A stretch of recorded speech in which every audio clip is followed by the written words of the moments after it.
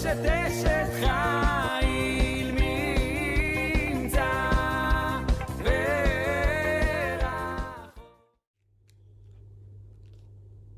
Hoje faz 52 anos, que o Templo de Jerusalém foi destruído. Desde essa data, então, o povo judeu não houve paz. Os nossos sábios ensinam no Talmud que a destruição do primeiro templo se deveu por 3 pecados. 3 pecados que fizeram que a gente perdesse a primeira casa, que foi a idolatria, as relações ilícitas e o assassinato. E os sábios vão dizer que em toda a terra de Israel, tá, não havia um lugar que não havia idolatria. E até mesmo os tribunais, nos Beit Dins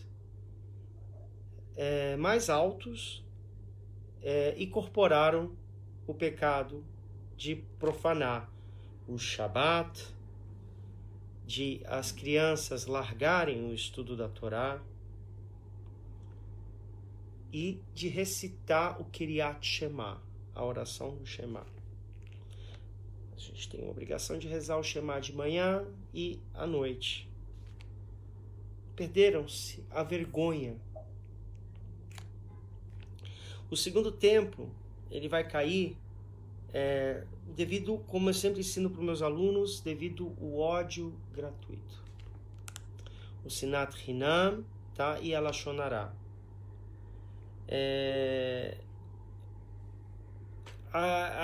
O ódio injustificado entre o pequeno e o grande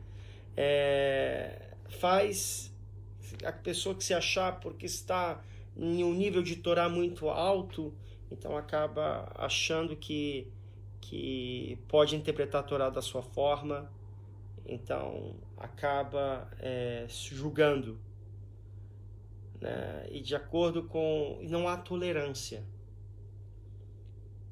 Como eu falei, faz 1952 anos que o templo caiu, mas aí tem marloquete, tem discussões entre até meio dos nossos rabinos, que não é 1952 anos, mas 1950, alguns historiadores dão 1830, né? E nessa brincadeira toda, a confusão é tão grande que até Mashiach deve ter perdido a contagem, né?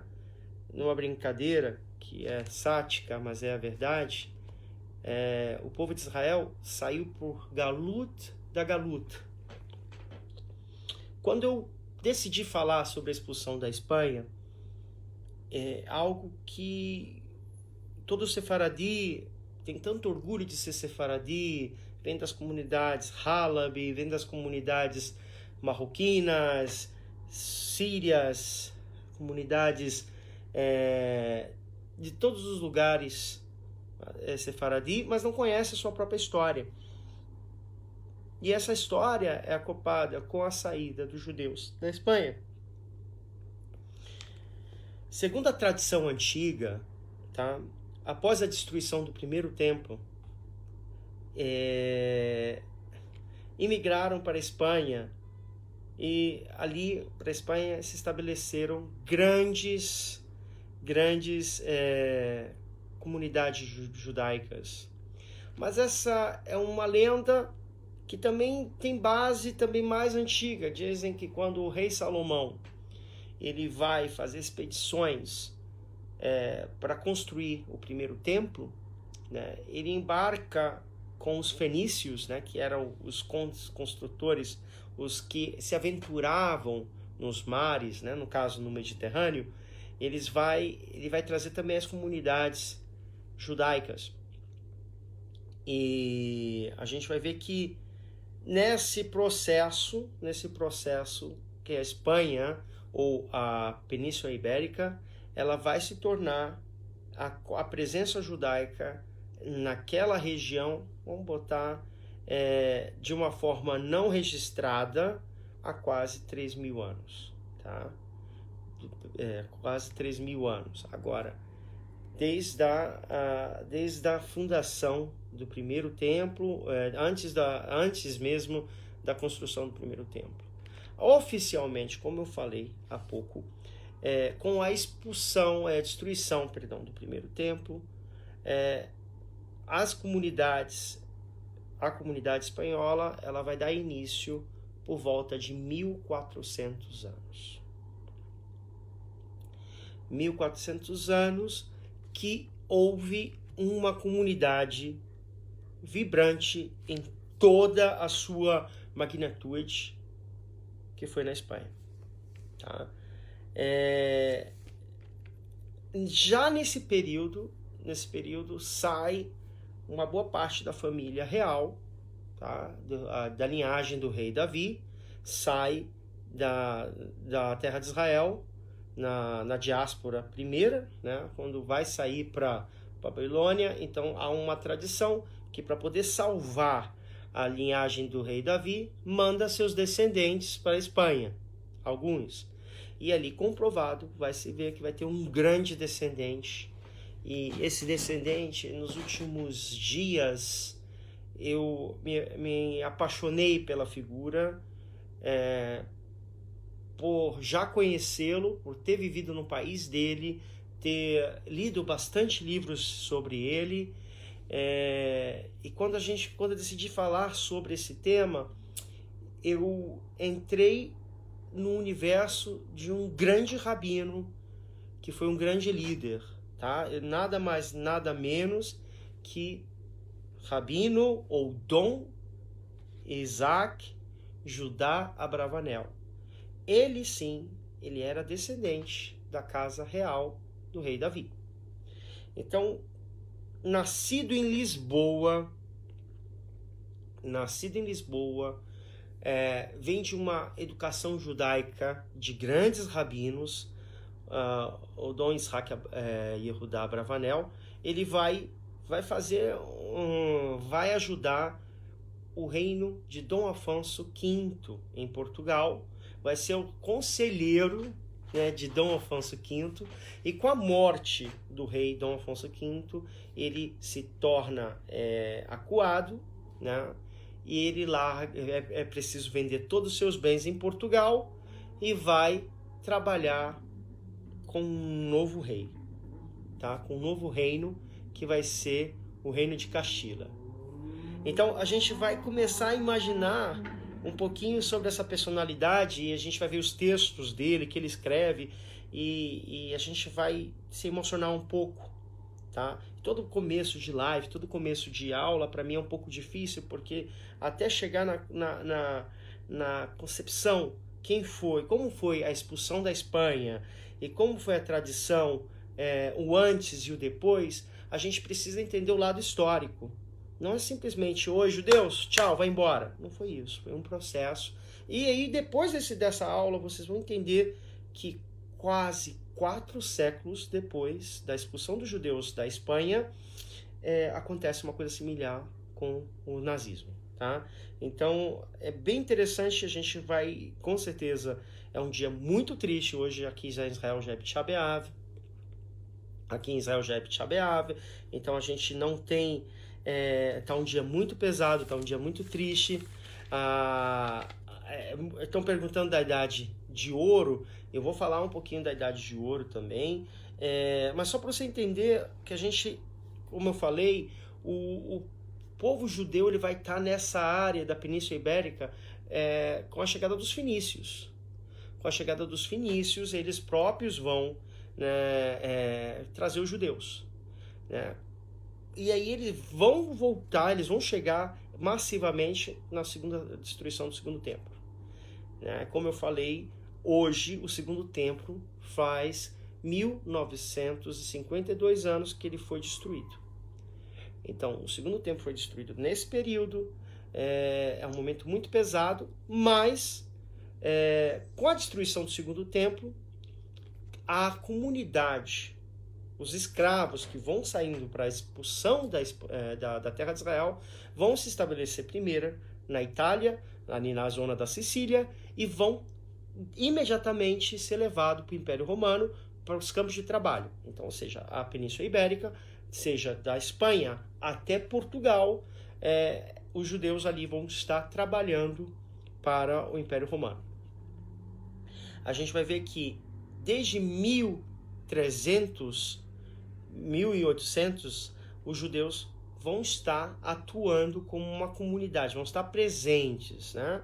Foi questionado aqui no live a questão da idade de ouro, né? A gente vai ver que essa idade do ouro ela vai acontecer com o domínio bárbaro, o domínio dos árabes. Tá? Os judeus já estavam lá, já estavam inseridos dentro da sociedade ibérica, só que um rei espanhol, um rei católico espanhol, ele vai estuprar, ele vai violentar sexualmente uma filha do dono ou do líder, vamos botar o rei de Gibraltar, da ilha de Gibraltar. Ele vai violentar isso, a filha dele, e ali esse rei, por uma forma de vingança, ele vai deixar os mouros, né, como a gente fala, os árabes passar pela península, porque por via de mar a Espanha teve sempre um exército, sempre foi muito, quem conhece a Espanha sabe que é muito fortificado as fronteiras, isso vem dos reinados, né? Na verdade ali não havia um reino central, havia reinos, né? Reino de Castelo Aragão, a gente vai ver também de Sevilha, de Córdoba, todas essas regiões vão ter um reinado. Mas, para poder entrar, por causa desse ato de um estupro de uma filha desse rei que cuidava da região de Gibraltar, ele vai deixar os maomistas, os árabes, passarem, e eles entram num acordo para que eles possam conquistar a Espanha, tá? A Península Ibérica, né? E ali vai começar uma nova situação que os judeus eles vão ser sempre bem tratados, seja do lado, sempre no começo, sempre bem tratados, seja no lado cristão ou no lado árabe. Então a gente vai ver que os árabes eles vão precisar muito dos judeus no começo, porque os judeus sempre foram pessoas que falavam idiomas, sempre estavam envolvidos na política, eram uma margem da sociedade devido das diásporas e por a educação que um povo judeu é obrigado a ter desde pequeno, então acaba fazendo que o povo judeu seja um povo acima da sociedade, que naquela época era sempre o rei e o povo sem instrução. Então o povo judeu viria como uma classe média que iria ser um interlocutor dessas duas classes, da classe pobre e a classe do reinado.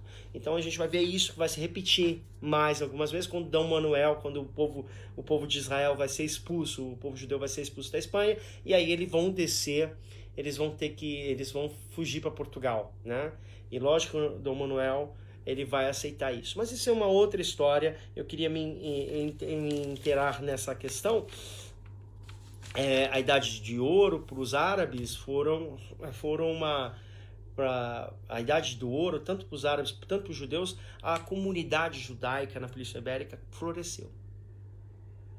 Floresceu de uma certa forma que a gente vai ver que ela vai se tornar a maior comunidade judaica da Europa. Vai se dar até o luxo de ser chamada a Jerusalém.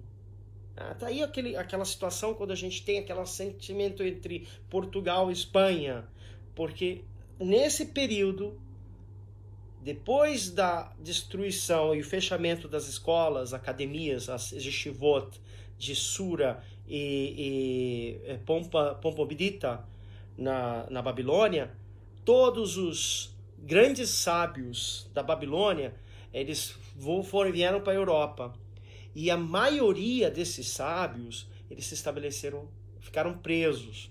E por causa da força da comunidade na Espanha, eles ficaram com a diplomacia, com todas essas situações, eles conseguiram tirar esses grandes sábios, né, e a gente vai falar o nome deles, desses grandes rabinos, para vir à Espanha. Né? E a gente vai ver que esse grande rabino se chamava Rabino Hisdai in Chapruti, né? Ele foi e vai ser um grande rabino da Espanha, porque ele não nasce na Espanha, mas ele encontra a Espanha um local onde vai ser criado depois, com o esforço de 2 rabinos locais, uma grande escola rabínica, onde toda a ciência, só para vocês terem uma ideia, todos os estudos da Torá que eu via na Babilônia é transportado para a Espanha. Então a gente, no nível judaico, a gente vai entrar numa fase de êxtase judaico fora na Galut, pós a destruição do segundo templo. Então, por isso, além de várias outras situações, a Idade de Ouro, né, que é conhecida, ela vai ser uma luz de Torá no período da Idade de Trevas, né, que a Europa passava. Né? Então, vai ser, como eu falei, todo começo começa bem, e depois, no final, quando o mundo árabe, os muçulmanos vão perder suas forças, e aí começam a maltratar os judeus. Né? E aí eles são forçados a sair, né, da Espanha ou da Península Ibérica, e aí os judeus vão voltar a status de zero. Como eu falei, por causa disso, a comunidade floresceu, a comunidade cresceu, ela se tornou rica, com prestígios, a ponto de se tornar o principal centro do judaísmo na diáspora. Como eu falei, era conhecido como a Jerusalém da Espanha, né, ou da Península Ibérica. Toda essa região era conhecido como um lugar onde brotava a Torá.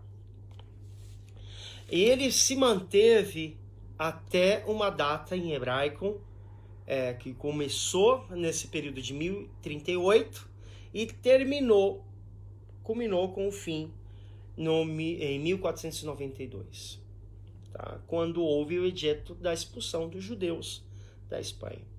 E no calendário judaico, a data de 1492 vai ser 5.252, tá? Nesse período a gente vai ver uma Espanha que vai passar por várias transformações. Como eu falei no começo dessa live, o decreto final não foi uma vacá, como é que fala em português? Um golpe só, pronto, vai embora. É um processo que começa há 100 anos. E a gente vai ver na história que isso acontece sucessivamente. A gente vai ver que há 100 anos atrás, tá? E vai começar esse período de 1391, a determinação na história, a história dos judeus na Península Ibérica vai ter uma influência geral, porque vai chegar uma nova situação para a Espanha, e a Igreja Católica que estava naquele período era divididas, tá? Era também uma briga de egos. Você precisa entender que Roma ainda não estava 100% controlando toda a Europa. A gente vai ver com a queda de Constantinopla, a gente vai ver que tudo vai ser transformado, e a Espanha, sim, vai se candidatar a ser a capital cristã do mundo cristão. A gente, para poder entender, como eu falei, em 1038, o paganismo era a religião predominante em toda a Europa. Se enganam para dizer que a Europa era cristã. A Europa vai se tornar cristã 1500, 1600, 1700, 1800. Mas antes disso, a Europa era pagã. Então, nesse período, quando os judeus ali viviam, era como se fosse o cristianismo fosse uma areia no meio do paganismo que ele vivia, como o judaísmo também. Então se viviam em harmonia. Então a Igreja Católica, ela teve o papel principal não se preocupar caçar os judeus nesse período. Os hereges daquele período de 1038 não eram judeus. Os judeus, eles vinham, era o povo do livro, como eles conheciam, o povo do Velho Testamento, ou da Velha Aliança. Então, eles achavam que podiam tratar dos judeus depois, porque a prioridade era ganhar terra, né? Converter os pagãos, os hereges, os idólatras ao cristianismo. Então, a gente vai ver que vai ter um período de quase, né, de séculos até a igreja conseguir converter de uma forma expressiva os outros povos ao cristianismo, né? Tanto que nesse período vai começar ordens religiosas, tá? Os jesuítas, os dominicanos, e aliás, os dominicanos que vão ser o pivô desse grande processo que acontece com a expulsão dos judeus culminando. Então, vamos começar em 1391, tá? Que vai ser determinado na história, como eu falei, vai ser determinante que essas duas ordens, seja ela franciscana e dominicana, apoiados pelo papado, para percorrer toda a Península Ibérica para converter os judeus.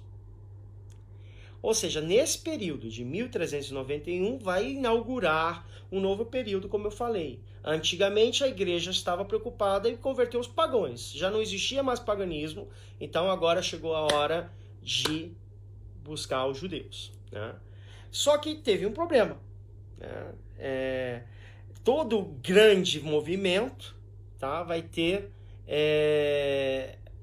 como eu falei nas minhas aulas no passado, a gente sempre fala que na destruição do segundo templo, os romanos queriam que botassem uma bandeira de Roma em cima do templo. E ali a gente viu que deu uma guerra que culminou com a destruição do templo tempos depois. Então, nesse mesmo período, nessa mesma linha de raciocínio,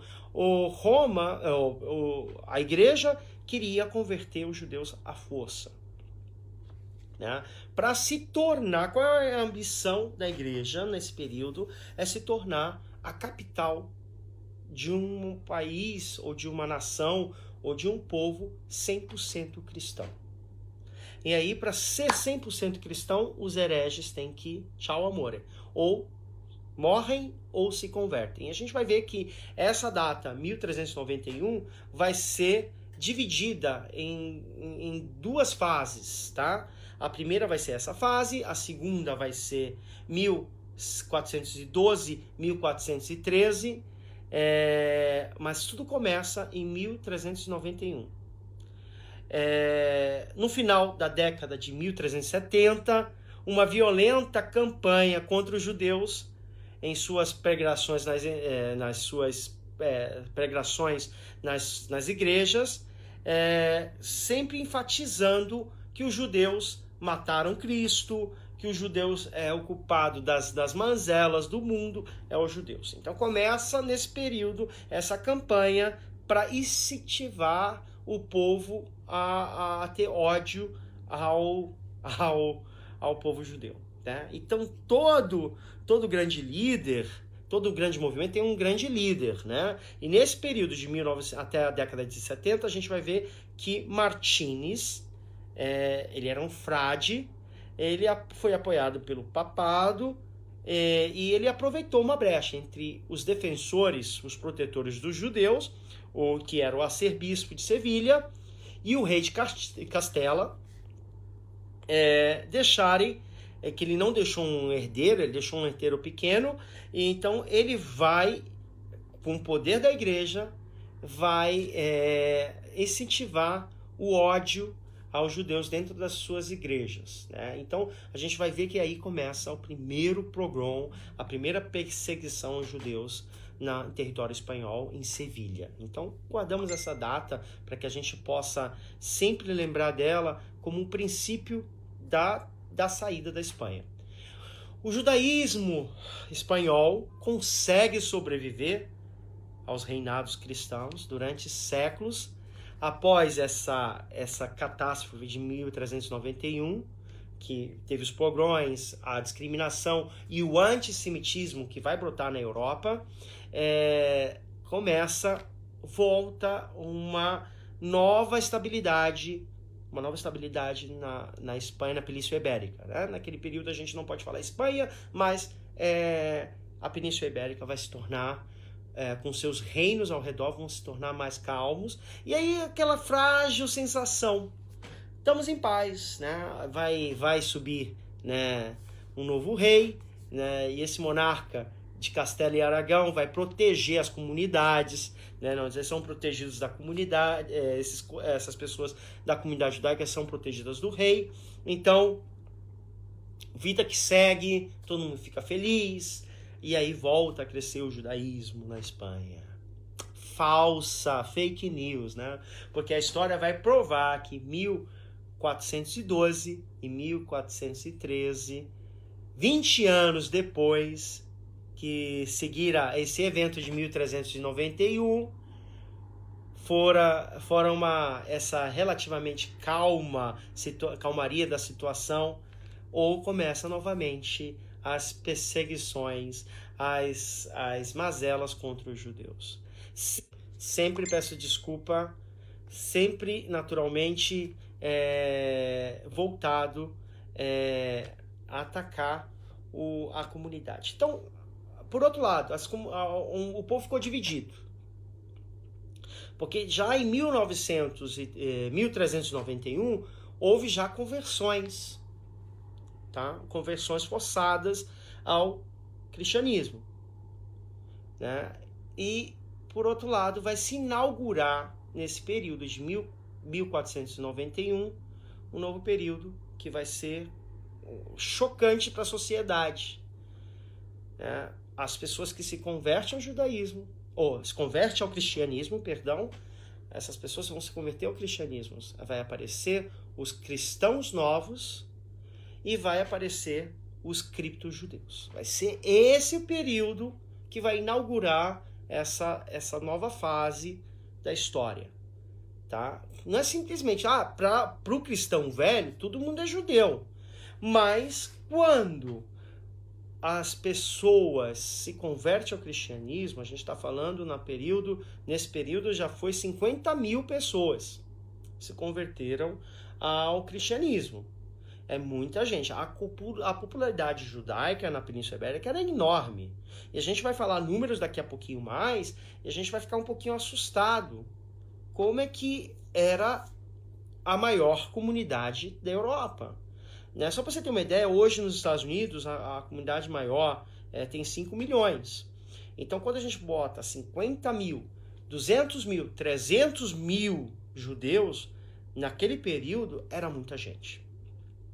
Era muita gente que influenciava um reino. Então os próprios reis católicos ficaram com receios, porque os judeus traziam dinheiro, trazia desenvolvimento, como eu falei, eles tinham uma diplomacia, porque eles viajavam muito, eles falavam idiomas, eles eram um povo dentro da Espanha diferente da pessoa que era vilarejo, né? Então houve aquela situação. Em 1412 a 1413 houve uma situação diferente.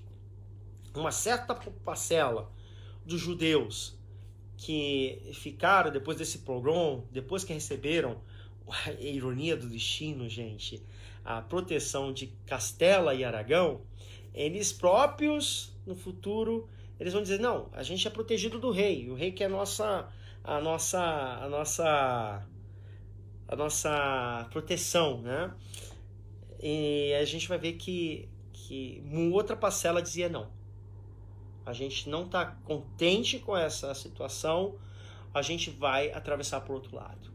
O que seria atravessar para o outro lado? Já existia comunidades, né, no Mediterrâneo, então, por segurança, muitos judeus, nesse período de 1412, começaram a deixar a Espanha para ir para a Tunísia, para a Líbia, para o Marrocos, e ali formam-se comunidades sefaraditas.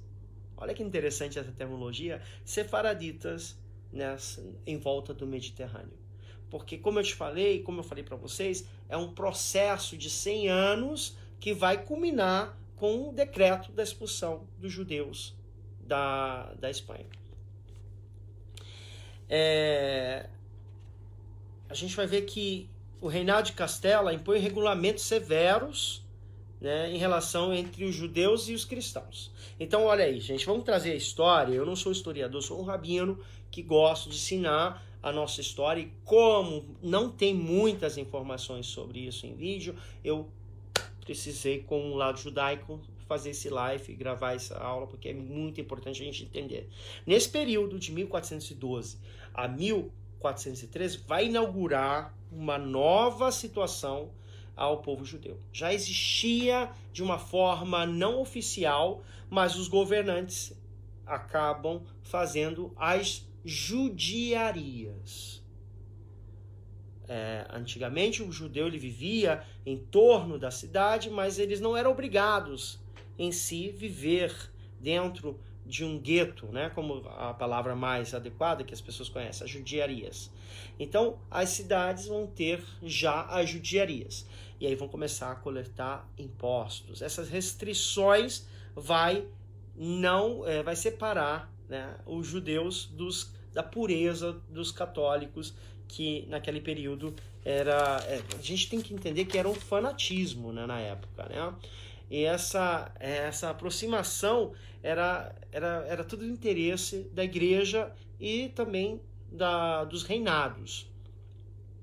Na mesma época, com a aproximação entre o antipapa, vamos botar essa palavra, antipapa, porque, como eu falei, a Espanha estava tentando sediar um país católico puro, né?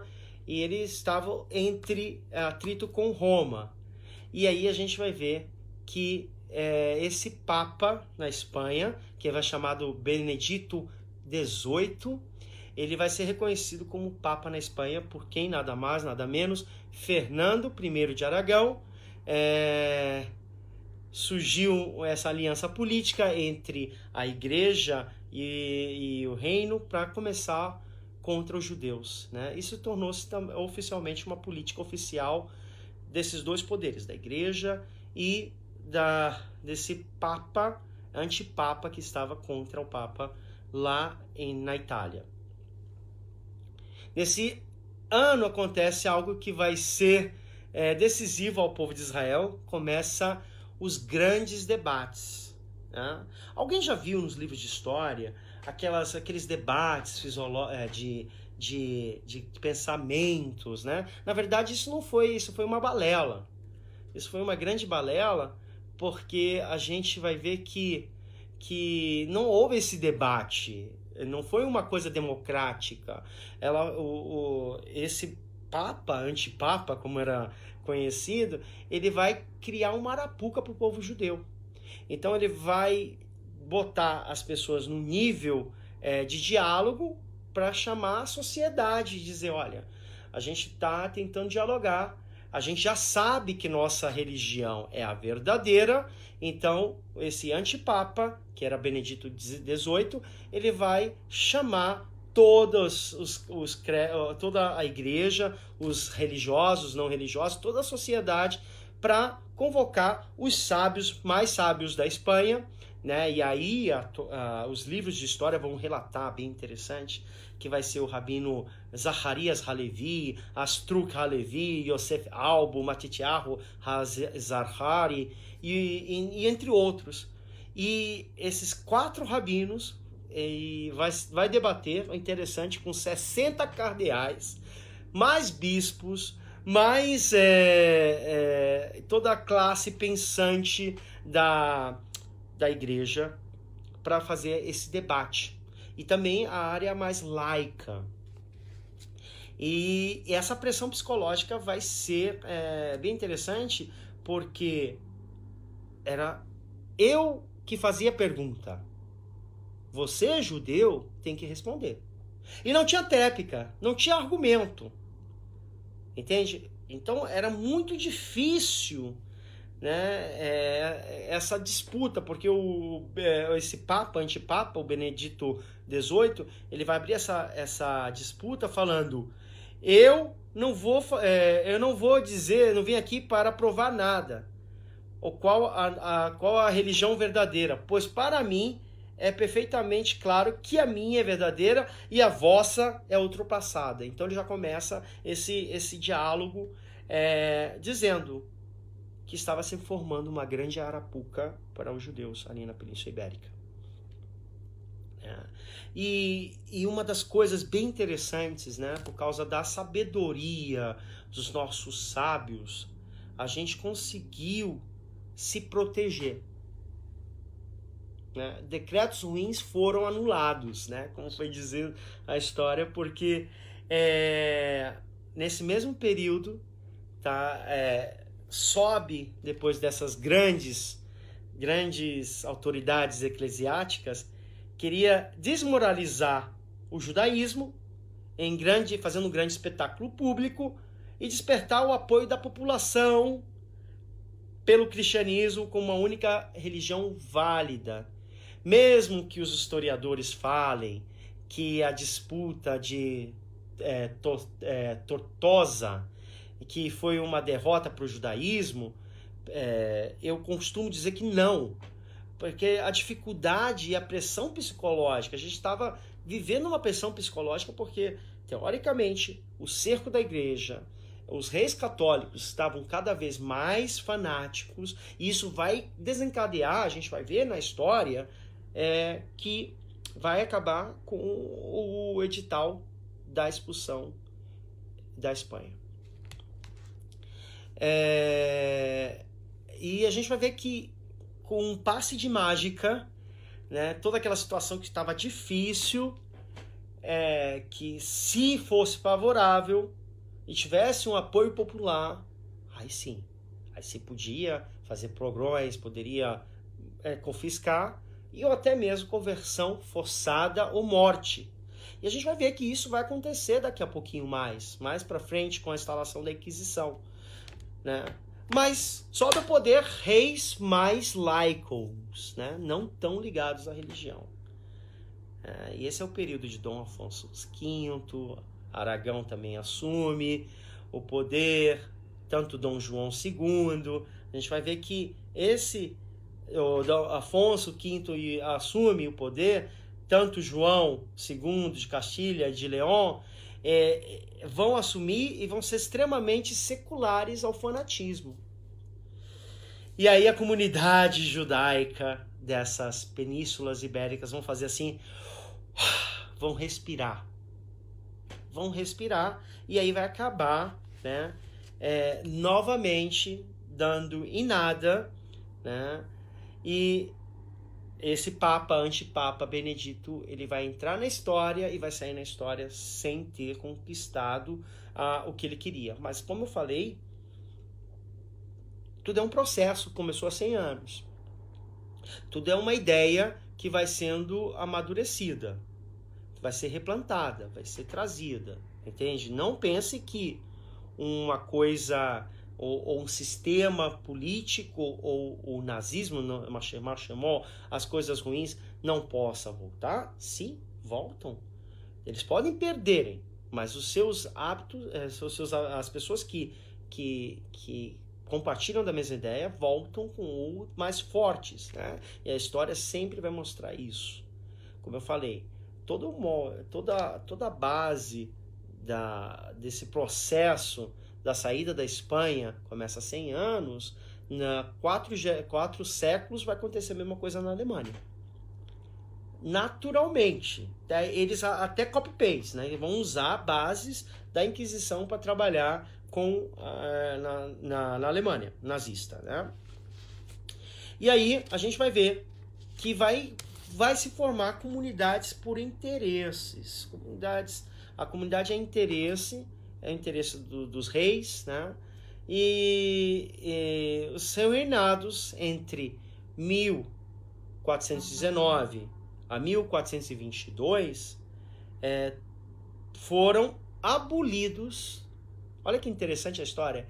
Abolidos, foram anulados todos os decretos de 1391. Você lembra que eu falei que já havia, desse período, decretado coisas ruins, impostos, e que foi se levantado grandes pesos para as comunidades judaicas? Então, esses reis laicos vão dizer assim, não, acaba com isso. A gente estamos no século, vamos para o século XIV, então a gente precisa estar ligado à nova moda, e aí as comunidades vão voltar a florescer, né? O estudo, as sinagogas vão voltar a abrir, o Talmud vai ser voltado a estudar, e a gente pensa que tá tudo bonito, tá tudo uma maravilha, mas de novo a história vai provar que não.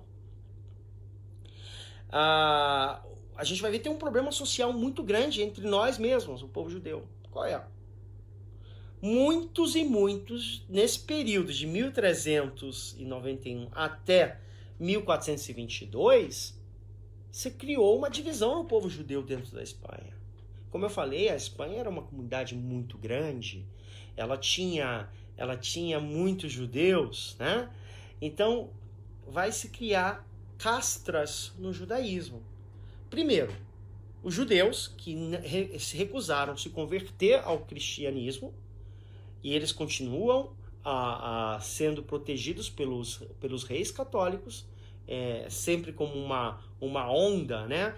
Ou quando havia esses grandes palcos de debates e polêmicas, aí era a época que a igreja atuava por baixo para converter as pessoas, né? E essas pessoas convertidas, elas podiam voltar ao judaísmo. O judaísmo sempre é uma mitzvah receber a pessoa que é convertida à força. Mas a gente tem um problema. A igreja, ela botava papéis, ou seja, você hoje, para viver na Espanha, é como um cristão novo. E aí já é um problema sério, né? Porque já vai ser criado nesse período da história a Inquisição. A parte mais negra, mais macabra, mais maquiavélica de todo esse processo da saída dos judeus da Espanha. A Inquisição, ela vai, primeiro, a gente tem esse problema social, que é os judeus que não se converteram, os judeus que se converteram e sim seguem a fé cristã, e os cripto-judeus. Então são criados, existe três categorias dentro do povo judeu. O judeu que não se converteu, o judeu que se converteu e adotou a fé cristã por medo ou porque era oportunidade, já estava assimilado mesmo, e a assimilação sempre foi uma das situações difíceis do povo de Israel. Então a gente tem que entender isso como uma coisa. Então, dentro do povo de Israel, a gente tem esse problema. E aí a Inquisição vai vir com força total, né? E a gente vai ver que a Inquisição ela vai ela vai começar com o seu grande líder. Olha aí, a história vai trazer mais um grande líder para trazer o pavor, né? A gente está falando de quem? A gente está falando de uma pessoa que foi a pessoa mais macabra da situação dos judeus, né? Que eu estou falando de Torquemada. Ele vai ser esse homem que vai ser nomeado para cuidar da Inquisição geral, tá? A gente pensa que a Inquisição foi tratada em Roma, não foi. Ele é contratado pelos reis católicos espanhóis para dominar ou controlar. Ele tem até a mesma força para poder começar a instalar os tribunais inquisitórios. E isso vai ter, como eu falei, de 1422, a gente vai ver que pensa que vai ter uma frágil, né, paz, né? A história judaica na Espanha vai ter essa guinada, e vai ter um final dessa guinada de 1422 até 1469, quando o príncipe Aragão, Fernando de Aragão, ele vai ele vai ceder o trono. Aí depois de 5 anos vai vir a sua esposa, que vai assumir o trono também. Então ela vai unir os dois reinos e vai criar o reino de Aragão e Castilha. E a gente vai ver que essa unificação desses dois reinos vai ser o primeiro, né, desses reinos católicos. Então era a parte onde tinha mais terra, era a parte onde tinha mais desenvolvimento econômico e onde os judeus estavam.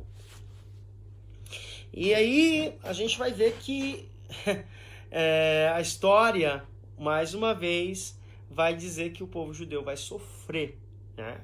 E aí, com a conversão das pessoas, com o instalamento dos tribunais inquisitórios,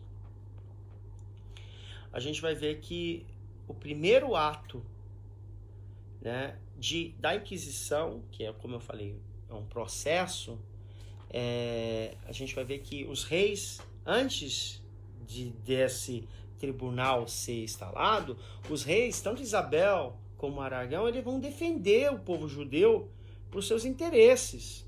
Aqui, e dentro da corte a gente tinha um exemplo, o Abravanel, tinha grandes rabinos, grandes legisladores, grandes pessoas que faziam parte da corte espanhola. Então, para Fernando e Isabel, eles estavam entre a cruz e a espada, vamos usar essa expressão, entre a cruz e a espada, porque, por um lado, eles sabiam que os judeus traziam dinheiro à Espanha, mas, por outro lado, a Espanha era católica, e eles tinham em si a religiosidade como parte do seu reinado. Tanto que, para Fernando, ele não era tão católico, ele era católico, mas não tão católico como Isabel. Isabel era tão católica que ela, quando houve o decreto da saída dos judeus da Espanha, Fernando, ele teve momentos, e eu vou falar daqui a pouquinho mais, ele vai ter momentos que ele vai balançar e vai revogar, mas por causa de Isabel, ela fala, não, você continua. E aí a gente vai ver que antes disso eles vão receber um título, né? Esse título, o título dos reis católicos, né? Pelo Papa Alexandre VI. E esse título vai trazer a Espanha ao lugar que era cobiçado. E a gente nesse período estava vendo Roma ou Espanha, né? Então a gente vai ver que isso vai dar esses títulos para ele, vai dar mérito para eles, né? E aí realmente a Inquisição vai funcionar. Em 1481 começa a trabalhar os tribunais inquisitórios com o seu líder maior, Torquemada, né? Acho que é essa a palavra, a expressão, e ele vai ser nomeado inquisidor geral. Da Espanha cristã, né? Ele começa a caçar os judeus. Mas eles não podem caçar os judeus. Eles vão caçar o quem? Os conversos, os cripto-judeus, os cristãos novos. E aí, nessa inauguração, né, que ele vai fazer, ele vai queimar vivo nada mais, nada menos que 70... Pera lá, deixa eu ver se não me falha. Ele vai inaugurar, vai queimar em Sevilha 288 pessoas. De cara. E aí ele vai começar uma campanha que vai ser vai culminar até a expulsão. Ele vai ver a expulsão dos judeus da Espanha e ele vai morrer em 1498. Esse Marchemar chamou esse maldito, ele vai morrer nesse período, mas ele vai trabalhar excessivamente. Porque até então, vamos pensar junto, gente. A Inquisição perseguia quem? Pergunta, a Inquisição perseguia quem? Os judeus? Vamos lá, classe. A Inquisição perseguia os judeus? Os cripto-judeus. Na verdade, a Inquisição não tinha o poder de perseguir nenhuma outra religião, se não for a religião, só botar no silencioso, a religião da Santa Fé, que é a fé católica. Então, eles não poderiam, de forma alguma, né, da forma alguma, perseguir os judeus. Né? Então, o que ele acontece? Ele vai ele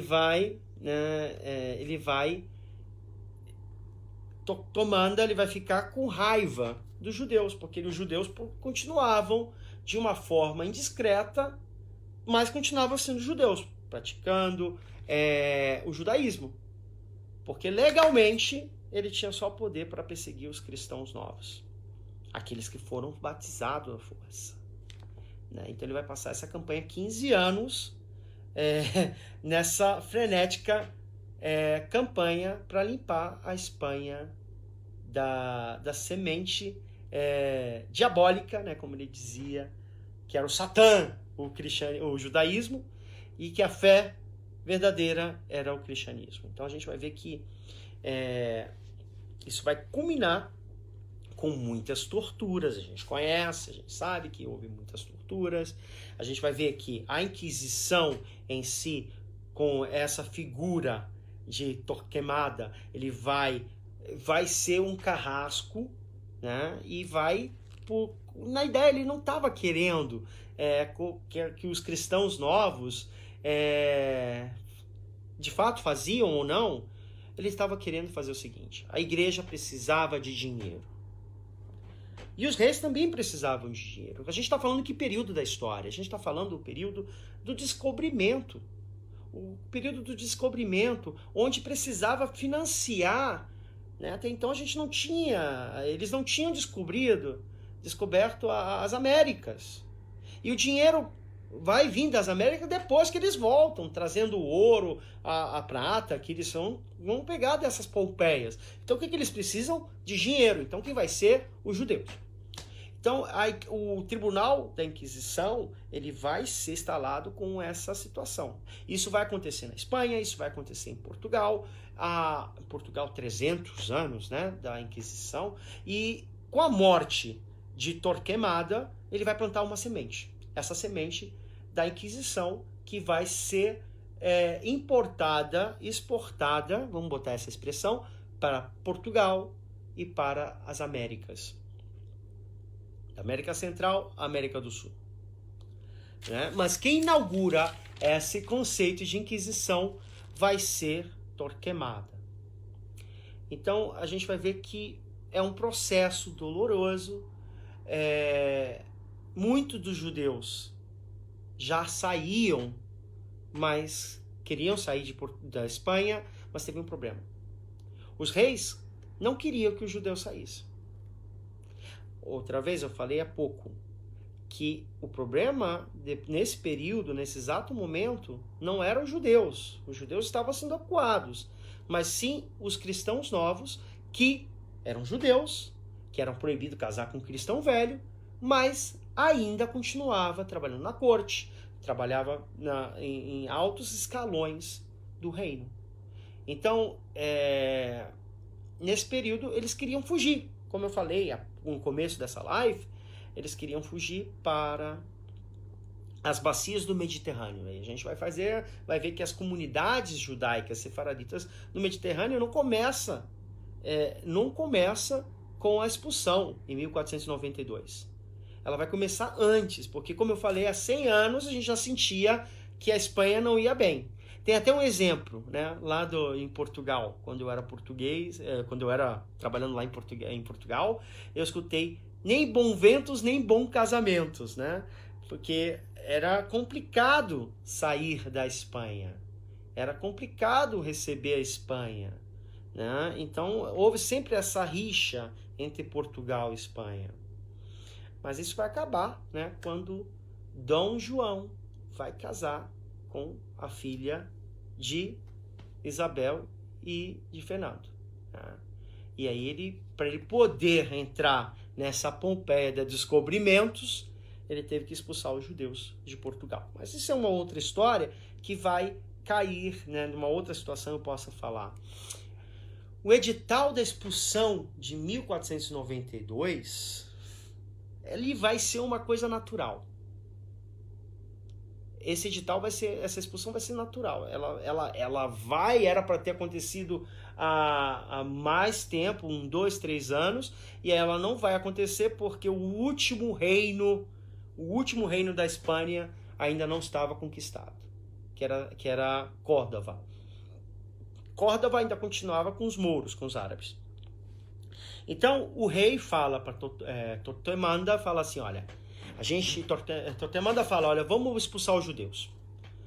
Já que a gente não pode apertar eles, tirar o dinheiro deles ou matar eles, né? Vamos expulsar eles. E aí o rei, que sempre pensava que se expulsa os judeus vão perder a riqueza, ele fala, não, vamos conquistar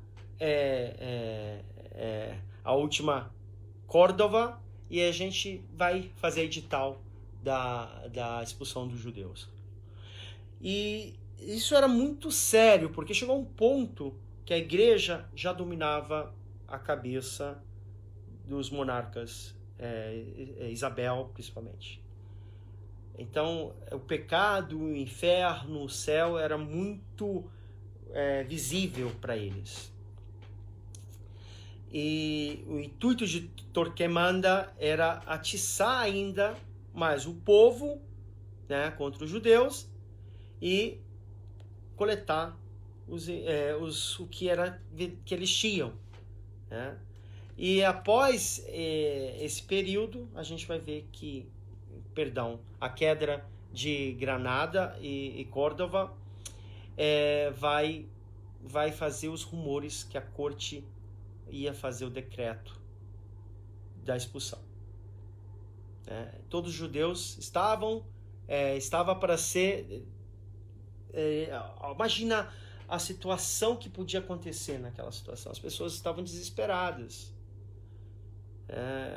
Porque não podia marchar para a França, porque a França, 50 anos antes, expulsou os judeus. Não podia ir para a Inglaterra, porque também lá os judeus foram expulsos. Não podiam entrar na África, porque lá também eram os árabes. E os árabes trocar 6 por meia dúzia.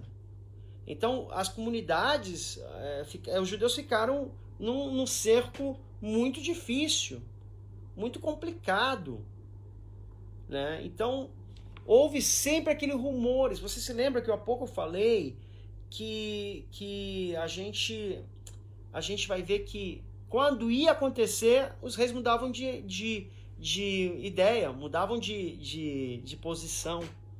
Então, uma grande população na Espanha judaica pensava sim que esse decreto podia ser anulado. Que Isabel e Fernando, o Fernando e Isabel não iriam expulsar o povo judeu. Né? E aí a gente vai ver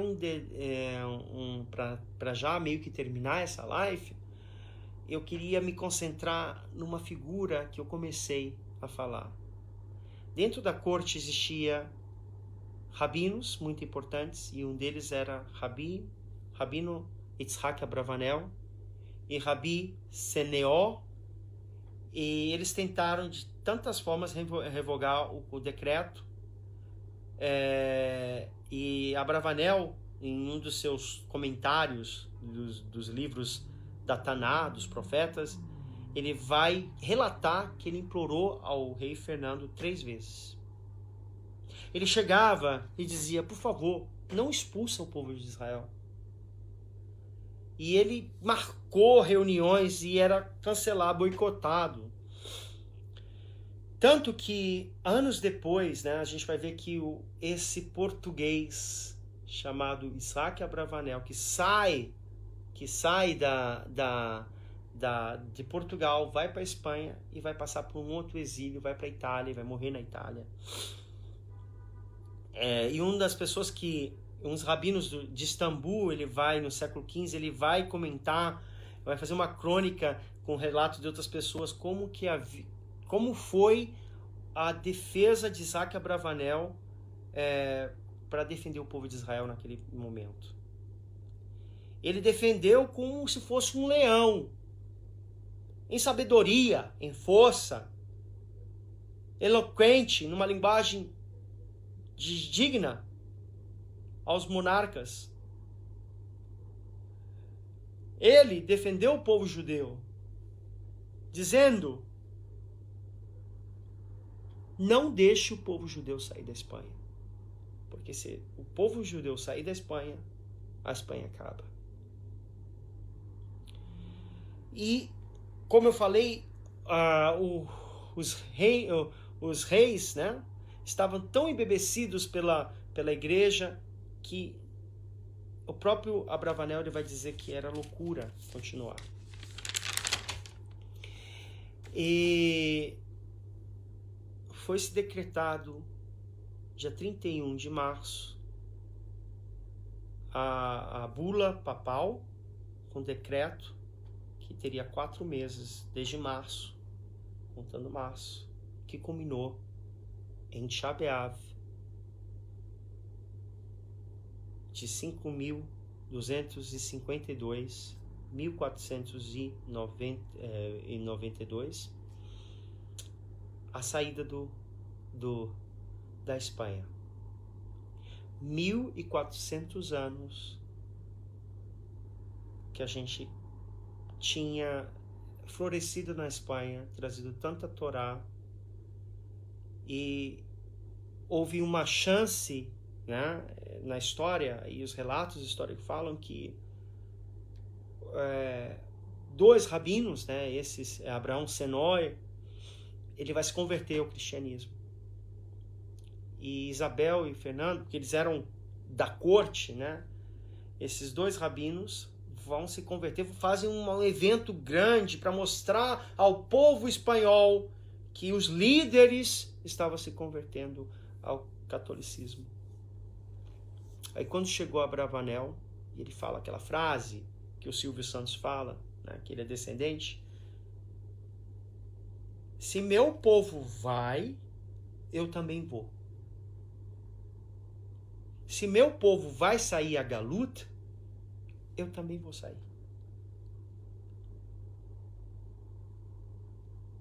É impressionante. O Tisha B'Av daquele dia, daquele ano, como se eles sentiram realmente como se o templo tivesse sido destruído. Então, por que eu quis falar dessa data triste? Porque a gente está em Tisha B'Av. Como eu falei, eu comecei essa live, a gente está 1952 anos, conforme os textos rabínicos, sem o templo. Como eu sempre falo, é como se a gente tivesse nascido com as duas pernas, sofreu um acidente quando pequeno, e a gente cresce com 40 anos, a gente nem lembra do acidente, mas a gente não tem mais a perna, né? A gente lembra que existia a perna, mas ela não tem mais.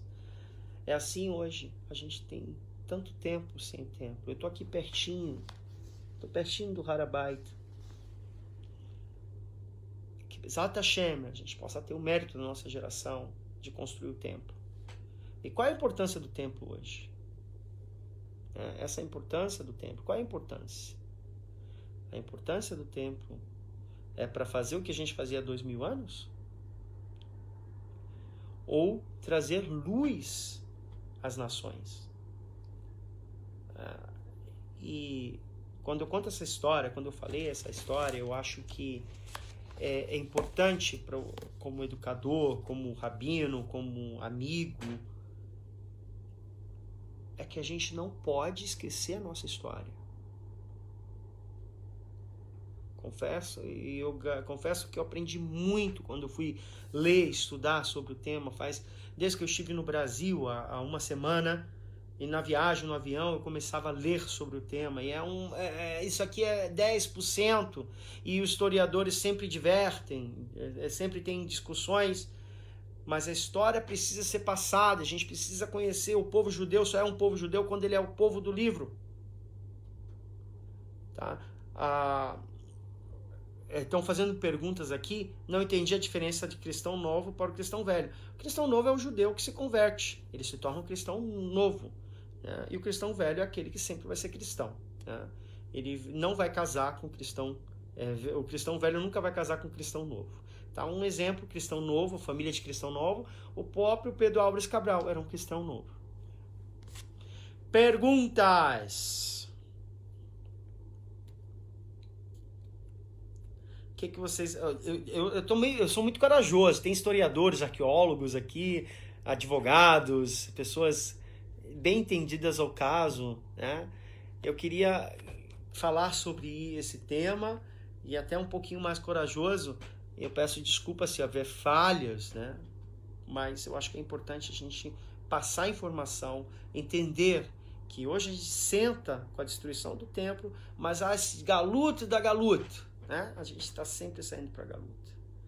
E agora chegou o tempo, né, de voltar à terra, né? Voltar a Eretz Israel. Mas voltar para a terra de Israel não é só simplesmente vir, tem que estar se preparado, tem que estar preparado fisicamente e espiritualmente. Perguntas. Silêncio. Aqui do grupo do Zoom. Perguntas. Pessoas do live. Silêncio. Eu espero que vocês tenham gostado dessa live. Eu espero que vocês tenham gostado dessa aula. Semana que vem a gente vai voltar com outro tema. Eu quis falar isso para homenagear as pessoas que foram vítimas de um genocídio tão grande que foi a Inquisição, que começou com vaidade de duas pessoas, dois reis, e que culminou com mortes em diferentes países. Com o tempo, tudo bem. Parabéns, obrigado. Eu acho que a gente pode entender um pouquinho essa questão do cristão novo. Por que o cristão novo, ou a questão Bené sim, né? Ele é muito... Eu estou falando da Espanha e Portugal. Ele vai ser muito difícil de voltar ao povo de Israel. A gente vai entender porque, olha, mesmo que num período tão curto de tempo, houve aquele problema. Os judeus e aquelas pessoas que se converteram e os criptojudeus. Então isso já acaba trazendo um problema seríssimo, e isso já na mesma geração. Então acaba sendo muito difícil hoje, 14 gerações, e hoje em dia é mais um modismo. Eu estava falando com um rabino na Itália, ele falou que lá na Itália também hoje é um modismo. As pessoas têm todo o direito de dizer: eu quero seguir o judaísmo, pode até ter sangue judeu, e eu não duvido que tenha, Mas a gente não tem a certeza que todo mundo que está aí levantando bandeira é Benenu sim. Deus me livre. Quem me conhece sabe que eu não levanto bandeira para ninguém, mas todo mundo que chega alegando que a única coisa que eu peço é que é interessante, mas o que você quer ser? Como é que você vai ser judeu? Porque é interessante não é ser Benenu sim, é interessante voltar para a casa de Israel. Então, corrigir um erro cósmico, a gente vai ver que desde 1391 houve conversão forçada. Então, meio uma utopia. Como é que a gente vai saber? Principalmente no Brasil, principalmente na América Latina, onde houve muitas misturas. Eu acho que se legitimizar, buscar um lugar no povo de Israel é legítimo, mas mais honrado para o povo de Israel quando uma pessoa ela abraça o judaísmo, mesmo sem saber ou sem não saber, e queira sentar e estudar. Saber quem é o seu povo, quem é a sua história, como é que a gente vai ser. Porque se você, mesmo você, que eu falo muito para os alunos, mesmo que você, judeu, não viva uma vida judaicamente falando, né, não coma caché, não vive nem vai para a sinagoga há muito tempo, acredite, na faculdade, no trabalho, no colégio, na rua, os não-judeus vão reconhecer você como judeu. A gente tem a forma de falar, a gente tem a forma de agir, a gente tem a forma de se expressar. Isso é a nossa essência. Obrigado, Vitor. Obrigado vocês. Eu espero que vocês tenham gostado. Na próxima semana, outro tema. Eu queria já lançar aqui. Eu queria lançar o desafio. Depois eu vou lançar lá. Qual a próxima aula que vocês querem assistir? Tá? Vai se voltar mais para aquele tema mais místico. Aí eu vou dar uma parada e a gente vai falar de outras coisas. Ansiedade no judaísmo. Amores, essas outras coisas que o judaísmo assim, é muito amplo e é uma vida, não é só simplesmente você ir para a sinagoga rezar, é você viver, né? E isso que é importante. Espero que vocês tenham gostado. Curta, espalha e compartilha, né? E Bezat Hashem, a gente volta com mais uma live sobre o tema. Obrigado, gente. Até mais, tchau.